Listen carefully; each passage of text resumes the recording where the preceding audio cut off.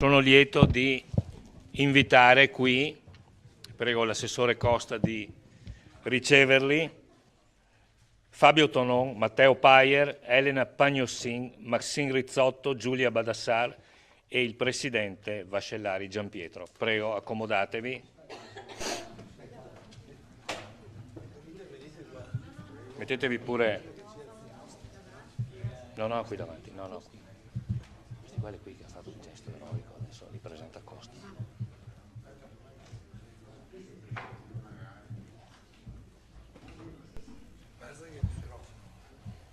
Grazie, buonasera a tutti. Noi questa sera vogliamo dare un riconoscimento ufficiale pubblico a questi ragazzi perché, leggo velocemente, in trasferta a Milano i 5 giovani sono intervenuti di fronte all'incendio di uno degli appartamenti della palazzina che li ospitava per soccorrere e mettere in sicurezza gli inquilini dello stabile.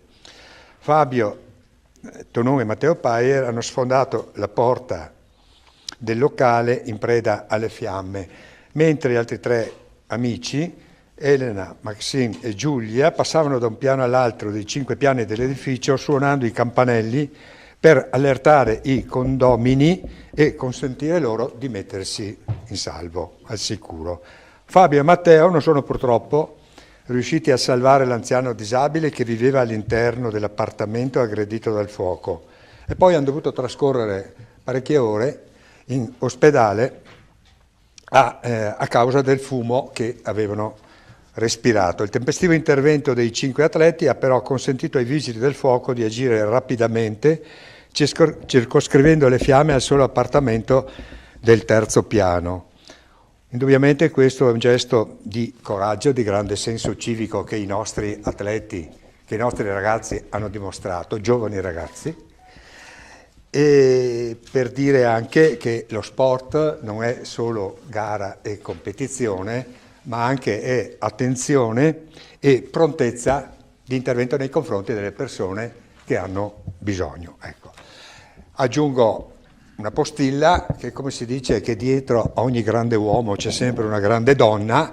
Qua devo dire che dietro a 5 ragazzi e altri ancora del judo, dietro a questi 5 bravi ragazzi c'è anche un grande maestro, è il maestro Vascellari, del quale io voglio ricordare, vi dico solamente 3 numeri. 32 sono gli anni del torneo internazionale di judo, 42 sono gli anni, mi pare, della società e 52 sono gli anni da quando lui ha cominciato a praticare questa attività. E quindi a praticarla e poi soprattutto insegnarla, essere un maestro è un esempio per tutti i nostri giovani. Ecco, adesso con il sindaco consegniamo appunto il volume che riguarda il centenario più lo stemma della città di Vittorio Veneto. Ecco.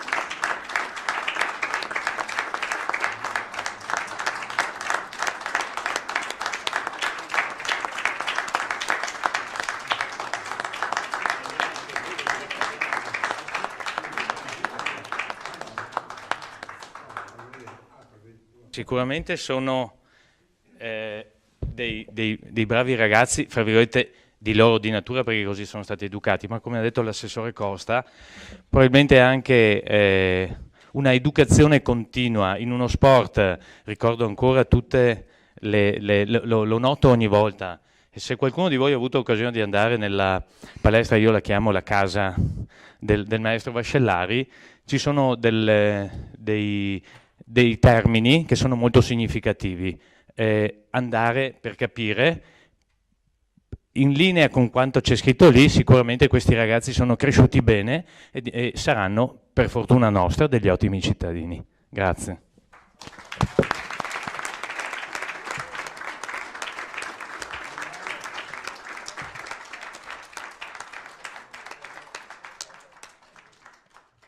Grazie, grazie ragazzi.